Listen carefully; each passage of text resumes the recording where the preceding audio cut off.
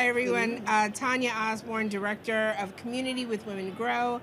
I am very honored to have with me Tremaine Wright, the chair of the New York State Cannabis Control Board. Welcome. Thank you so much for having me here today. It is my pleasure to have you with me. Oh, this is it. So I wanted to do my questions. But just so anyone knows, the New York State Cannabis Control Board is the approval and oversight body of the Office of Cannabis Management. The board is responsible for approving the comprehensive regulatory framework for the New York cannabis industry, including issuing applications and licenses to cannabis businesses, and approving the rules and the regulations which will govern the industry, right? Yes. So obviously we're in Vegas, and we are talking about New York State cannabis. So clearly New York State is the place to be, and everyone is watching, right? It is. We're moving really quickly. It's a lot that's been happening over this past year. We were fortunate. Our state legislature passed legalization in March of 2021. Our new governor, Governor Hochul, stepped into position in September of last year, and she just got it started immediately. Yes. She immediately appointed myself as well as our executive director, Chris Alexander. Thereafter, our state legislature appointed the other members of the board. We got to hiring staff, and we really hit the ground running in New York, trying to get it up and running. Absolutely, which is exciting to watch. Yes. So can you share like an overview of where we are today? So yes, since last year, we have managed to hire over 100 people on our staff. We began writing regulations, but as everybody knows, that is a very lengthy process. It is. And our state realized that we needed some tools in place so that we could get our market up and running quicker and sooner and really flex the muscle of equity, which is really underlying all of the work that we've done in New York State. So our state legislature passed the Seeding Opportunity Initiative. And in this initiative, we were able to license over 200 cultivators, about 20 processors, and we're looking forward to licensing dispensary owners this fall. And we are going to be assisting them with loan funds for startup costs so that they can open their doors, and we will have legal sales in New York State before the end of the year. I cannot wait. And I'm also excited about the mentorship program. I know that recently just closed. We had a lot of people from community apply for that, so I can't wait for that to actually come on board. Yes, and that was part of our Seeding Opportunity Initiative. New York State was very concerned that when we rolled out legalization, that we really paid attention to what it meant for equity and how we were allowing people who may have been pushed out and harmed by prohibition to participate. Part of the conditional cultivation licenses that we gave out this year included a provision that these cultivators would participate in a mentoring program for people who wanted to learn about cannabis cultivation. So we just closed the application, and we are going to be hosting I think that it is over 20 hours of education, online education, that they can participate in, as well as taking trips and participating in mentoring relationships with our existing cultivators. So this really is benefit reaching back to make sure that the next person behind them gets the benefit, access, and the knowledge so that they can participate fully in this marketplace. I know the community was extremely excited about it, so I look forward to that. So let's talk about the elephant in the room, the lawsuit from the judge who's trying to get in the way. High level, what you're feeling about that and how it can affect us. So I'm going to say I really am not able to speak much about the litigation.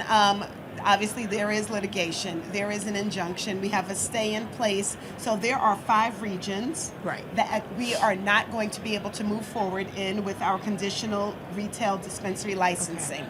That means all the others remain open. Perfect. And that we are able to proceed because the agency knows and understands that while we're in litigation, we have absolutely every intention of abiding by and complying with the stay that the judge issued. If this is the judge's order, we will comply. However, we have a fierce attorney general. We know that we are in safe hands. We have great representation, and we think that it is very clear that our state legislature knew what they were doing when they wrote this law. Absolutely. And the intention is pure, that we are trying to right the wrongs of prohibition, but We understand how far we're able to reach as a state and where we can't. So we think that we're going to hear from the judge. It will be positive. We're very hopeful about it.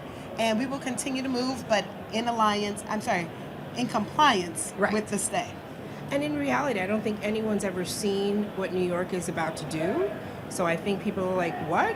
And so I think I am behind you 100%. So that's exciting. Thank you. So the cards are in, and I know people are starting to get feedback. What are you most excited about with this card launch?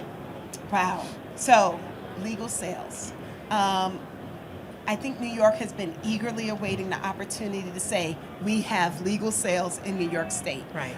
This is that opportunity. We had grow, we have processing, and now we're about to open the doors for sales. And it will all have happened within a year's time.